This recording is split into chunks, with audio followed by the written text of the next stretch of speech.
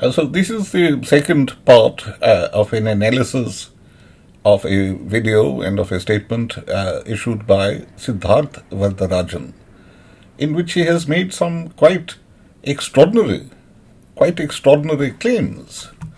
He basically says that India is under Narendra Modi, that it is going to follow some very new type of model called the Israel model, and that this would involve ethnic cleansing and killing of people of minority or of a less powerful type of people, killing them, taking their land,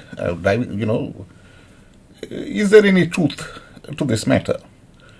If it were true, it's something we should really get very, very worried about. But I think when we look at the facts, and we can easily verify the facts by looking up Google, then we can see that Varadarajan is lying. He is telling very stupid lies. Now, he says, here in 10 easy to understand facts is a quick guide to the so-called Israel model. Number 1, occupy the sovereign territory of others and turn them into refugees. Varadarajan says the United Nations created Israel and Palestine on November 29th, 1948 as two equal sovereign states. Is this true? If it is true, then Ministry of External Affairs, but also the State Department, but also the Palestinian authorities, also the British government and every other government has been in the dark. They've been doing wrong things because they didn't know that the UN created Israel and Palestine on November the 29th, 1948. But when we Google the thing, what do we see?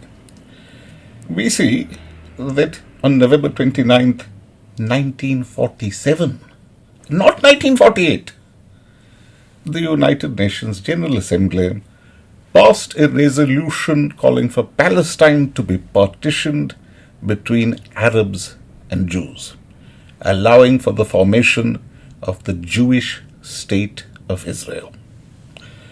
Why did this happen? The answer is that President Truman, the American president, he needed the votes of Jewish people, Jewish American citizens. Britain didn't want it. Britain abstained. And there were 33 votes to 13 in favor of partition, with 10 members, including Britain, abstaining. So basically the Americans pushed this through. But the fact is that Stalin, the communist leader of the USSR, he ordered all the communist parties to support the creation of Israel. So the US and the USSR, they partitioned the UN mandated territory of Palestine for the very specific purpose of creating a Jewish state of Israel. They did not refer to Palestinians as Palestinians. They said there is an Arab portion, but they were least concerned with the fate of those Arabs. Now, the Palestinians did not accept the UN plan for the excellent reason that it was very pro-Jewish. The British, they did not accept it. They accepted it, but they didn't want it and they abstained. They were forced because they were in hock to the Americans. In 1948, Clement Attlee, the Labour leader of Britain, it was the worst year of food shortage. It was the worst year of rationing. He was thinking of closing the schools so that young people, young kids, could go into the countryside to somehow increase the size of the harvest so that there would be enough bread to eat. Britain was bankrupt. It was America and the USSR, the two big winners of the Second World War, and America was, of course, the biggest winner. They forced this through. But the Palestinians didn't accept it. And when did Palestine actually declare independence? It wasn't in 1948. The Palestinians did not say that they were an equal sovereign state in 1948. What did they do? It was in 1988 that they declared independence. India recognized them immediately. Why?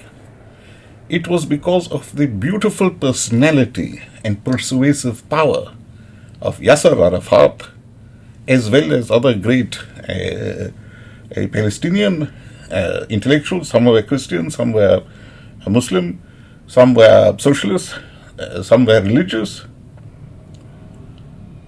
But let me please tell you that it was because the Palestinians had shown themselves to be a very decent, very altruistic, very educated, very enterprising, very good people.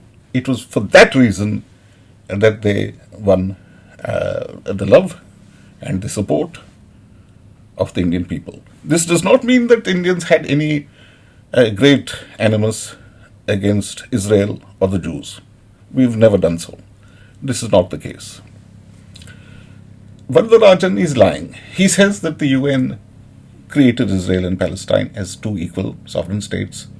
This did not happen. He says that Israel illegally grabbed land, that it dispossessed refugees. This did not happen.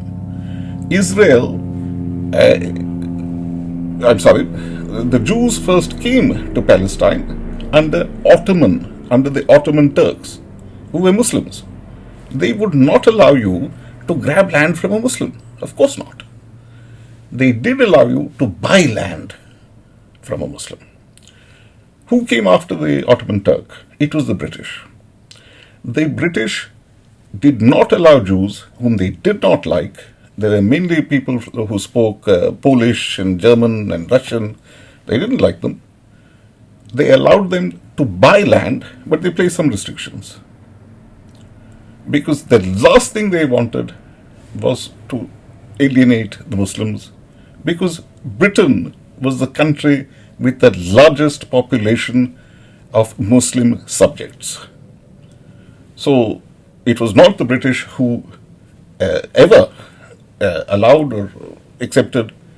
They did allow any type of dispossession and grabbing of land. They did not do it.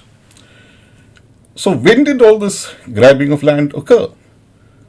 The answer is, it happened after Palestinians and the Arab nations, that they launched war against Israel, so it was a war of conquest. So rules of war apply. So by the rules of conquest, Israel acquired hegemony. But even there, you see, the Jews found it very worthwhile to keep the appearance and the procedures of law. And we can all complain about that. The fact is, in India, hundreds of millions of people have been deprived of their land by at least the appearance of due process of law. We may not like it. I may not like the fact that I don't own even 2 cents of land in India. What happened to all the land of my ancestors? The answer is that by due process of law, whether that law was fair or unfair, that land has gone. Sometimes with compensation, sometimes with a very derisory compensation, and sometimes without any compensation at all. What happened in Israel, the Israeli model that Varadarajan speaks of, is actually the subcontinental model. Just as Israel does not allow refugees to come back and take their land. India does not allow a Pakistani to come back and say, this land belonged to my ancestor. Could I please have it back? Could I have citizenship? India says no. Pakistan says the same thing. Bangladesh says the same thing. And this happened in 1947. India became independent before Israel. So there is no Israeli model, there is an Indian model. It may be the case that in Israel, as in India, people have been unjustly deprived of their rights in land. But that is a matter for the law. It is not a matter for Varadarajan and people like him, an American citizen with very bizarre and deracinated beliefs. It is not something for him to create a conspiracy theory out of. He is basically, what is he really saying? He's saying India is trying to imitate Israel. The truth is, Israel followed in the footsteps of India and Pakistan. There was a partition on the basis of religion. But it happened in India first. 1947 comes before 1948.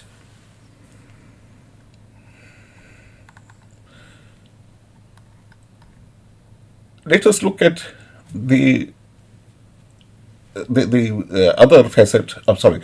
If you'll forgive me, I think I'm running out of time. So I conclude my remarks here. Thank you.